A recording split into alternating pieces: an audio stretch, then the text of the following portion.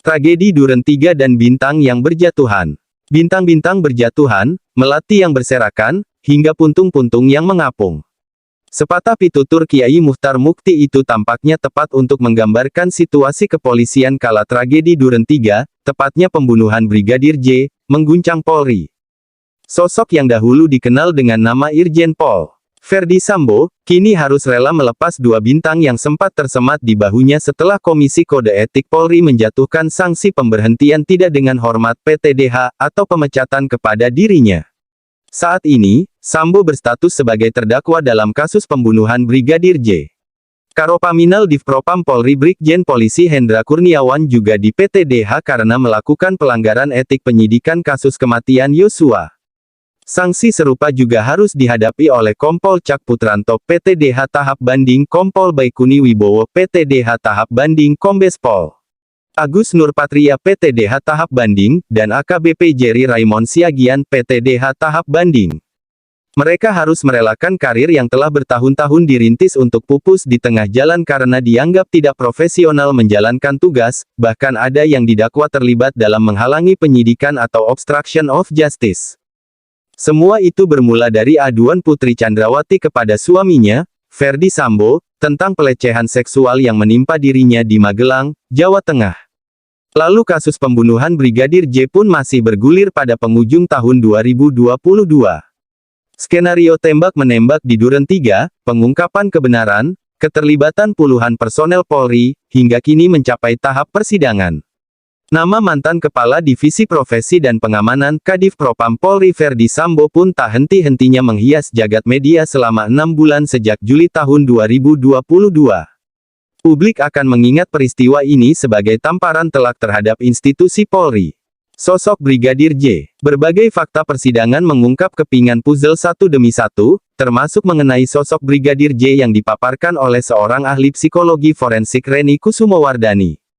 Berdasarkan data dan informasi yang telah dihimpun lalu dianalisis, Reni menyatakan bahwa Yosua dikenal sebagai polisi yang cekatan, memiliki dedikasi, tidak pernah membantah, sigap, patuh, mampu bekerja dengan baik, dan layak untuk direkomendasikan sebagai ADC, Aide de Camp asisten pribadi atau sekretaris dari orang berpangkat tinggi pejabat tinggi kepolisian. Reni juga mengungkapkan bahwa Yosua dinilai dapat bekerja dan menjalankan peran ADC dengan baik. Akan tetapi, Reni menilai terdapat perubahan sikap Yosua setelah diberi kepercayaan sebagai kepala rumah tangga Karungga, dan sebagai ADC yang ditugaskan untuk mendampingi Putri Chandrawati. Adapun perubahan sikap yang dimaksud oleh Reni, yakni penampilan Yosua yang terkesan lebih mewah apabila dibandingkan dengan Yosua sebelum menjadi Karungga. Yosua yang berkedudukan sebagai Karungga untuk kediaman Verdi Sambo di Duren 3, Jakarta Selatan, memiliki tugas mengelola pengadaan rumah tangga untuk operasional di Duren 3, serta membantu urusan mengenai kas operasional. Menunjukkan power dan dominasi terhadap ADC dan perangkat rumah tangga lain, berperilaku yang dinilai ada kalanya tidak selayaknya dilakukan oleh ADC, ucap Reni. Tragedi Duren 3, Verdi Sambo mengatakan bahwa dirinya ditelepon oleh Putri Chandrawati dalam kondisi menangis pada tanggal 7 Juli tahun 2022. Saat itu, Verdi Sambo berada di Jakarta, sedangkan Putri Chandrawati berada di Magelang bersama Ricky Rizal terdakwa kasus pembunuhan, seorang ajudan Kuat Ma'ruf terdakwa kasus pembunuhan, sopir Richard Eliezer terdakwa kasus pembunuhan, ajudan Susi Art dan Yosua atau Brigadir J. Putri Chandrawati, yang juga merupakan terdakwa dalam kasus ini, menceritakan bahwa Yosua baru saja berlaku kurang ajar kepada dirinya dan masuk ke kamarnya. Dalam perbincangan tersebut, Putri meminta Verdi Sambo agar tidak mengabari siapa-siapa dan ia ingin segera kembali ke Jakarta. Keesokan harinya, pada tanggal 8 Juli tahun 2022, di rumah pribadi Verdi Sambo di Saguling, Jakarta Selatan, Verdi Sambo menerima penjelasan dari Putri Chandrawati mengenai peristiwa yang menimpanya di Magelang. Sambo menyatakan bahwa istrinya diperkosa, diancam, dan diempaskan oleh Yosua. Sambo mengaku bahwa emosinya tersulut setelah mendengar pengakuan istrinya. Ia lalu memanggil Ricky Rizal untuk menghadap dirinya.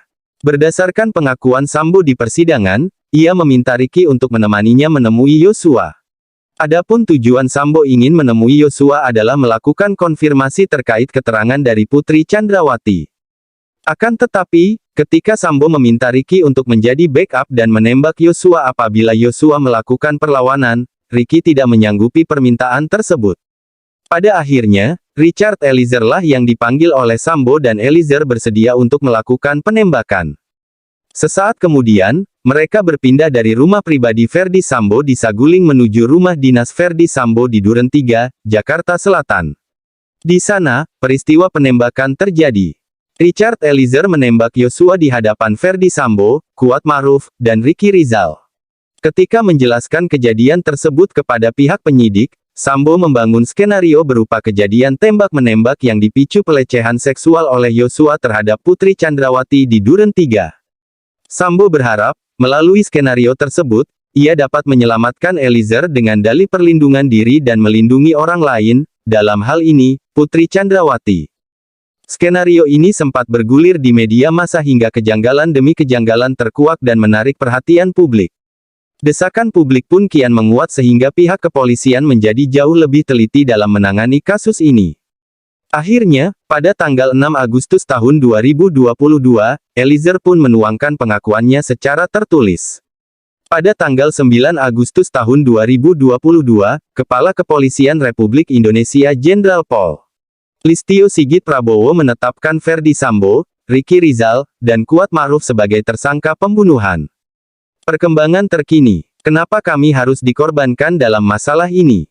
Itulah pertanyaan dari ex-Kasat Reskrim Polres Jakarta Selatan AKBP Ridwan Soplanit ketika ia menyampaikan kesaksian di persidangan. Pertanyaan tersebut ia utarakan kepada Ferdy Sambo yang kala itu duduk sebagai terdakwa dengan didampingi para penasihat hukumnya.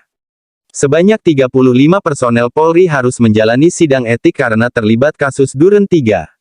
Jumlah keterlibatan personel Polri ini menunjukkan tingginya dampak skenario Ferdy Sambo yang ia klaim bertujuan untuk melindungi Eliezer. Berbagai fakta persidangan pun menjadi tantangan tersendiri bagi para majelis hakim, lantaran keterangan yang disampaikan acapkali saling menegasikan satu sama lain. Kasus pembunuhan Yosua yang dipicu oleh peristiwa di Magelang, Jawa Tengah, mengakibatkan guncangan hebat pada tubuh Polri. Kasus ini tidak hanya berdampak kepada mereka yang menerima sanksi, tetapi juga kepada keluarga dari masing-masing pihak. Dengan suara yang bergetar di ujung persidangan, Ferdy Sambo mengatakan, "Saya sangat menyesal. Penyesalan yang tak lagi bisa menahan bintang-bintang berjatuhan, melati berserakan, dan puntung-puntung mengapung.